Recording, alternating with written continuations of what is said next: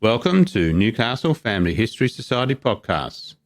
The Newcastle Family History Society, located on Awabakal land in Newcastle, New South Wales, Australia, provides support for those interested in family history. This is part 2 of our series, How It Was, the podcast that brings history to life through the lens of personal experience. Dr. Pamela Harrison OAM will take us back to a time when medical innovation was hands-on, resourceful, and sometimes a little peculiar.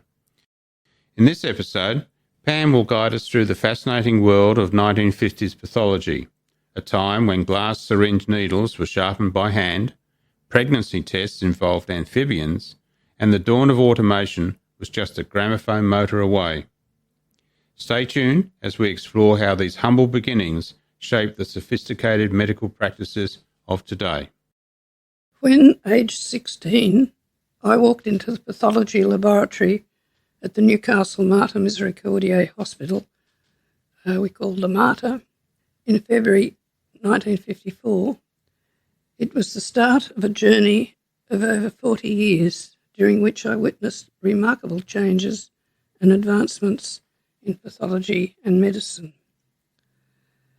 The pathology department at the Mater was opened in 1937, and at that time occupied 2 rooms above the mortuary. It was equipped by Dr. Samuel Gardner, a surgeon and Newcastle legend at the time, and a great supporter of the Mater and its nursing staff. It was staffed by Sister Constant Casey, a religious sister of mercy, under the direction of Dr. Ethel Byrne, honorary consultant pathologist. Frank Paul was employed as Sister Casey's assistant in 1938. On his return from RAAF War Service in the Pacific, Frank replaced Sister Casey as laboratory manager, and he was joined by Rita Paff, later Brennan, whom he trained. Rita used to travel by tram to take tissue samples to Dr. Byrne's laboratory in Tyrrell Street for processing and diagnosis. The appointment in 1951 of Reginald Prosser, a very experienced histopathology technician, meant the processing could be done at the Mater. In 1952, a new pathology department was opened on the first floor of the new wing on the northern end of the hospital above the laundry, and another trainee, John Harris, was added to the staff. In 1954, first full-time pathologist, Dr. Kevin White, was appointed. He immediately increased the capabilities of the department by employing a science graduate, Francis Ingram, later Lambert, as biochemist, and added another trainee, myself, making a technical staff of 6. When Rita Brennan retired as laboratory manager in 1987, the staff numbered 64. A pathology technician was one of the few occupations in which women received equal pay, except in Commonwealth repatriation hospitals, where the female wage was significantly less than for males. Only a few women were employed, and staff vacancy advertisements often appeared in the newspaper columns headed Men and Boys. Training at that time was rather like an apprenticeship, with low wages and 5 years of night classes, consisting of 3 years at the Technical College at Tyers Hill to obtain the laboratory assistant certificate, and then 2 years study for the certificate in medical technology examinations, which were held in Sydney. This certificate covered the subjects relevant to the work we were performing: haematology, biochemistry, histopathology, which is preparation of tissue removed from the body to diagnose cancers, etc., and bacteriology, which identified the bacteria causing infections and the appropriate antibiotics to treat them. The classes were held at the Royal Newcastle Hospital Pathology Department. One of the highlights I remember was the night in October 1957 when the first satellite to circle the world, the Russian Sputnik, passed overhead, and we could see it clearly from the roof of the old outpatients building. The junior trainee's main job was to clean the used laboratory equipment. It was an era of recycling with no throwaway plastic technology. All the equipment was made of glass, which had to be washed and reused. Some of it had to be sterilised in an autoclave before washing because it had been used to grow bacteria, and was sterilised again before being reused. All the cleaning was done in the wash-up room, which also served as the staff tea and lunch room. The heat generated by the sterilising equipment made it extremely hot in summer, and the smells emitted by some of the items for washing added to the discomfort. There were no health and safety regulations in those days. Nevertheless, the staff enjoyed their tea and lunch breaks, and there was no cross-contamination from the bacteria. Syringes used for collecting blood were made of glass, and after use were washed and the needles inspected with a special magnifying glass. If the needles were blunt or barbed, they were sharpened on a sharpening stone before being placed in a glass tube designed to protect the needle point. Each syringe, with the plunger separated from the barrel, together with a needle in its container, was wrapped in a linen cloth, autoclaved, and then dried in a hot air oven. The syringes were then ready to be used again. There were no cannulas to insert into a patient's vein like the plastic ones in use today. If a patient needed to be given fluids or blood through a vein, that is intravenously, a metal needle was used. Sometimes a minor surgical procedure was required to insert the large metal needle into a vein. The needles, of course, were reused after being sharpened and sterilised. By the end of the 1950s, plastic was beginning to replace glassware in the laboratory, and the invention of heat-resistant plastic resulted in the use of sterile plastic disposable syringes with disposable needles, which also ensured the needle was always sharp, as well as sterile.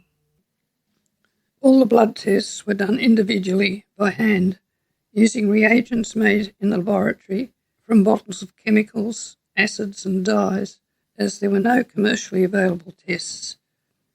The culture medium for growing bacteria required sheep and ox blood, which were obtained from the nearby abattoir at Waratah, now replaced by the suburb of Warrabrook. The tests for glandular fever, infectious mononucleosis, required fresh sheep blood, so the test had to be done the following day, as the blood had to be collected early in the morning to coincide with the time the sheep were slaughtered. Frank would go to the abattoir on his push bike, often scoring a lamb's fry on his visits. The test also required ox blood and an emulsion of guinea pig kidney, which were also prepared in the laboratory. The test was then set up using the patient's blood and these reagents and took hours to get a result. The test was important as the virus affects the appearance of the white cells in the blood and could be mistaken for leukemia. The commercially produced test, Monospot, introduced in the late 1960s, gives a result in less than a minute.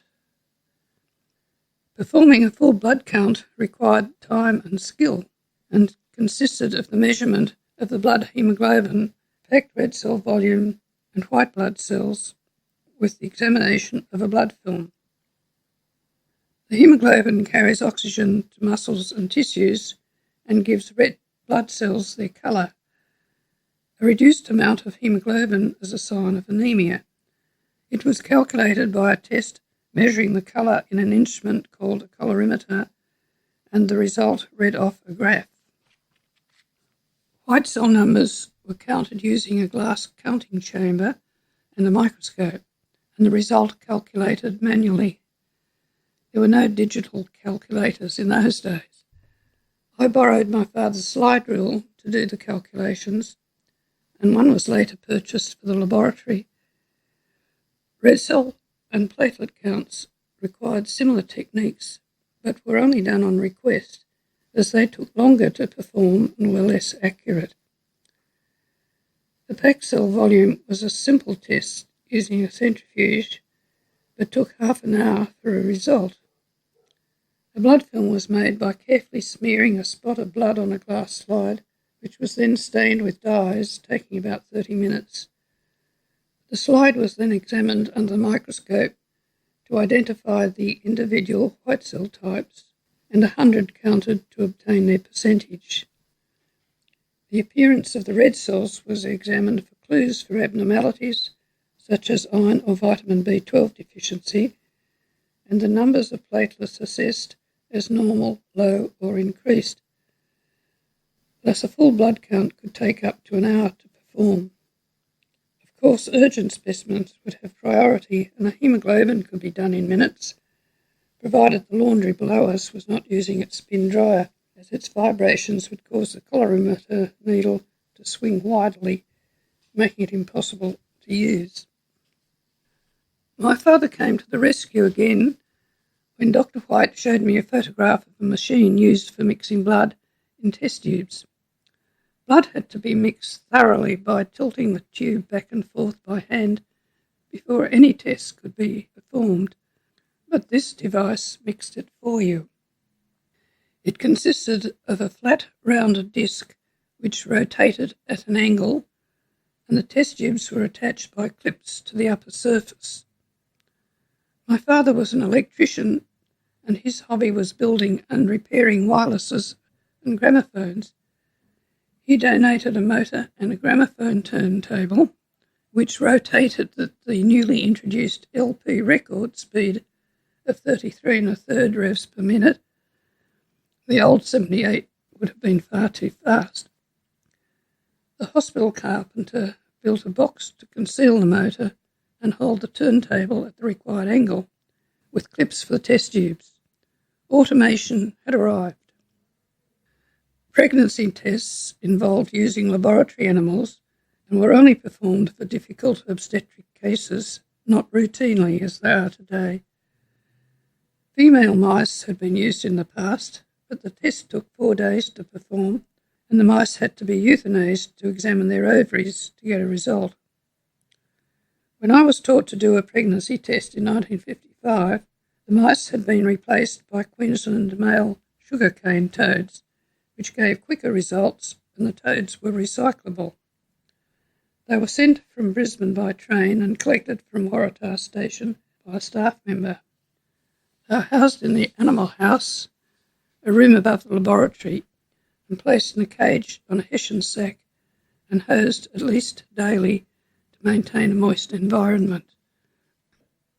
When a pregnancy test was ordered, a toad was placed in a small cage and brought to the laboratory, and a sample of the woman's urine was injected under the loose folds of skin on the toad's back. The handler had to take care to avoid touching the poison glands on each shoulder behind its eardrums. If the woman was 6 weeks or more pregnant, her urine contained enough HCG hormone to stimulate the toad to produce sperm. These would pass into its cloaca. The cloaca is assessed through an opening in the rear of the toad. It holds and allows the passage of urine, digestive waste products, and reproductive agents. After a set time, a sample was extracted from the cloaca using a glass pipette made by the staff and examined under the microscope. The presence of sperm confirmed the woman was pregnant, and the toad could be reused after about 7 days. Soon after the appointment of the biochemist, a flame photometer was purchased which could measure sodium and potassium, and a meter which could measure the pH of the blood.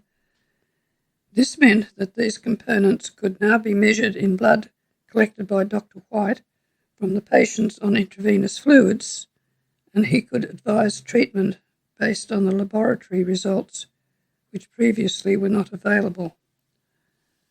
Frank Paul would make up the normal saline and 5% glucose solutions for the intravenous drips, sterilising them in the autoclave before taking the bottles to the ward. Now all intravenous fluids are imported, and currently there is a shortage, causing concern that it may jeopardise patient care. I suppose the Therapeutic Drug Administration would be shocked at any suggestion to return to how it was in the 1950s. Blood for transfusion came from the Royal Newcastle Hospital and District Blood Transfusion Service. The donor's blood was collected into a large glass bottle, which was rotated by hand to mix the blood with the anticoagulant, which stopped it clotting. However, sometimes clots were formed, so every time blood was needed for a patient, it was poured through a sterile metal filter into another bottle, known as the giving set, to remove any clots. This was done following strict sterile procedure in which all path staff were indoctrinated. The doctor would insert a long sterile tube through a hole in the lid of the giving set for an airway, and the latex tubing was attached to a short glass tube which also passed through the lid. The bottle could then be hung upside down, and after running blood through the tubing to remove air bubbles, it was attached to the needle in the patient's vein. Later, specially designed bottles were used, so no transfer was needed, and a mechanical agitator mixed the blood during donation to prevent clots forming. Now all this has been replaced by plastic technology, which is simpler, safer, and more versatile. The local blood transfusion service is no longer attached to a hospital. In 1995, it was transferred to the Red Cross and is a branch of the Australian Red Cross Lifeblood. All the biochemistry tests, such as kidney and liver function tests, were done individually by hand, and most took hours to get a result. Some involved handling cancer-causing drugs, such as benzodine, and poisonous chemicals, such as sodium cyanide and mercury. The bacteriology laboratory grew and identified bacteria from urines and wounds, etc., and tested them against antibiotics. At that time, there were only 5 antibiotics in use: penicillin, aureomycin, tetracycline, chloramphenicol, and streptomycin. There were no clinical immunology or genetic laboratories. Those sciences were only just beginning, and they developed at the Mater in the 1960s and 1970s. I left the Mater in 1958 after obtaining the Certificate of Medical Technology, and by the time I returned as haematologist in 1976, pathology and medicine were in the midst of change. Laboratory items mentioned in this podcast can be seen in the Pathology Museum I set up in 1997, celebrating 60 years of pathology at the Mater. The current cabinets were donated through the Heritage Committee, Calvary Mater, Newcastle, in 2011, and can be viewed in the corridor on level 3 at the Mater. And that brings us to the end of this fascinating journey through the world of pathology in the mid-20th century.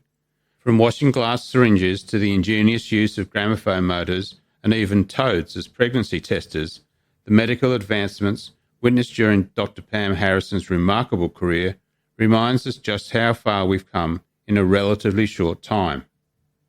Join us next time as Pam examines the changes and advancements in medicine that she witnessed from the 1950s to the 1990s. You've been listening to Newcastle Family History Society podcasts.